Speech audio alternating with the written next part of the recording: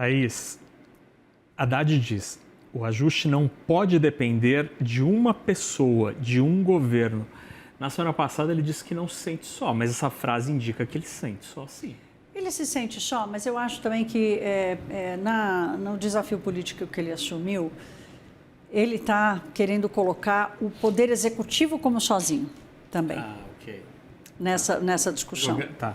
Né? Porque, como a gente já falou aqui algumas vezes, hoje eu estive com o Marcos Lisboa, nós fizemos um debate juntos ali, eu, Marcos Lisboa e Felipe Salto, sobre o lançamento de um livro e tal, foi super interessante. E o Marcos tem batido muito nessa história da responsabilidade compartilhada, né? Os artigos que ele escreve na Folha e tudo mais. E é isso, quer dizer, o Congresso Nacional, que não é fiscalista, né? Essa é uma realidade, não é fiscalista e está empoderado com as emendas parlamentares, inclusive também as emendas parlamentares, viraram um risco fiscal importante. Está lá escrito em lei, hoje o Felipe Salto lembrou, está na lei que o atual valor das emendas parlamentares vão ser reajustados pela inflação, mais uma indexação do orçamento público. Então, tem que chamar o Congresso Nacional para fazer isso, né? Então, legislativo, faz favor, você não responde à lei de responsabilidade fiscal, mas você não pode afrontar a lei de responsabilidade fiscal, que é o que o Congresso está fazendo, né? Com desonerações, com mais benefício tributário, PERSE, por aí vai. Então, esse é um ponto. O outro ponto é a questão do judiciário, né? Que esses escândalos todos que a gente está assistindo acontecer e mais o debate sobre os supersalários, eu fico me perguntando o seguinte, quem foi que imaginou que um servidor público que recebe metade do salário dele, em muitos casos, metade do salário dele, sob uma rubrica chamada verba indenizatória, não vai pagar imposto de renda sobre esse valor? Ou esse valor, que no final das contas é folha de pagamento, não conta para os limites do setor público em pagar altos salários. É desmoralizante. Então, se é desmoralizante, como é que a gente faz o debate sobre justiça tributária se a elite do serviço público não paga imposto de renda sobre a metade do que recebe? Então, o ministro não está errado em fazer esse chamamento. Ele está certo, ele está correto em fazer isso. Qual é a situação política do país? A situação política do país é que essa é uma reforma ou essa é uma condução de política econômica que deveria ser liderada pelo Poder Executivo. Esse é um debate que sim precisa ser levado de forma honesta pelo Poder Executivo, aquele que propõe, aquele que provoca, aquele que induz a mudança.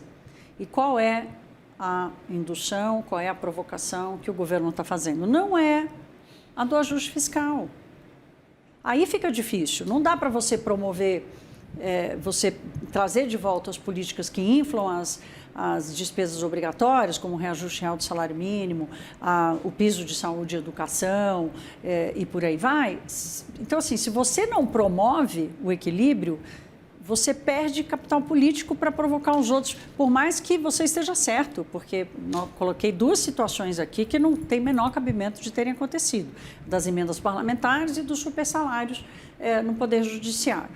Esse é um ponto que eu queria tratar. O último ponto que eu queria tratar aqui, é interessante o ministro dizer assim, a gente tem que levar um debate fiscal honesto, porque o Brasil não sai da crise fiscal.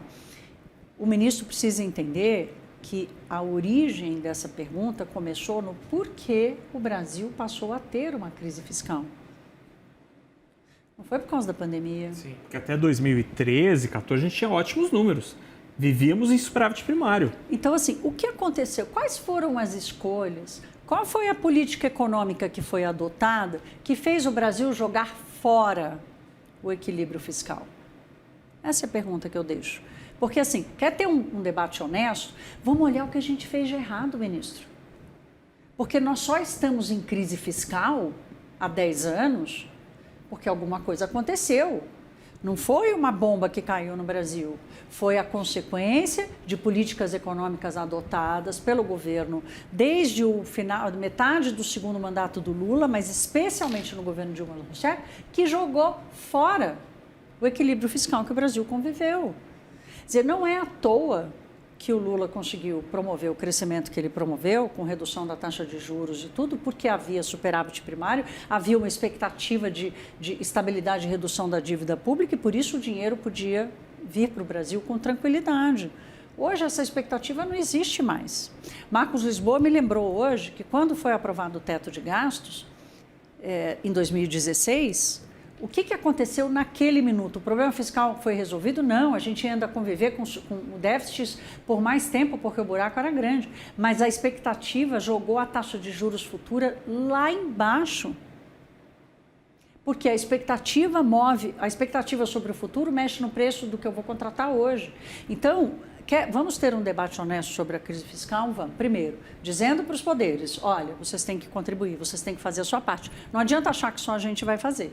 Agora, se a gente não entender por que a gente está numa crise fiscal, quais foram as decisões erradas que a gente tomou, que nos levou a uma crise que não existia, como é que nós vamos acertar a saída?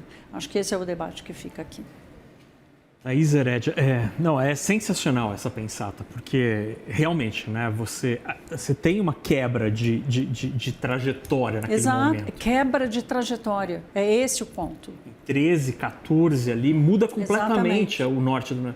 E se você pensar em termos históricos, né, o que aconteceu ali que foi profundamente impactante nos vários anos seguintes? Foi uma política de interferência na formação de preços do governo, com energia elétrica e uma série de outros juros. Uhum.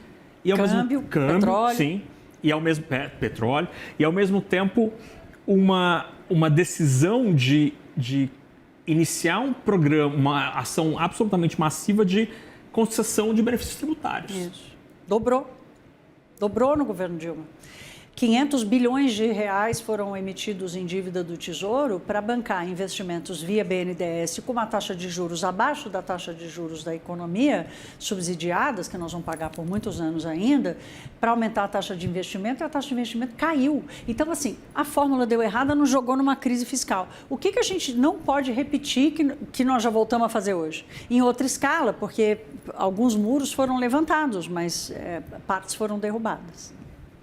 Thaís Herédia, obrigado pela conversa. Obrigada, Naka. Boa tarde. Bom. Até amanhã. Até amanhã, que a semana está só começando.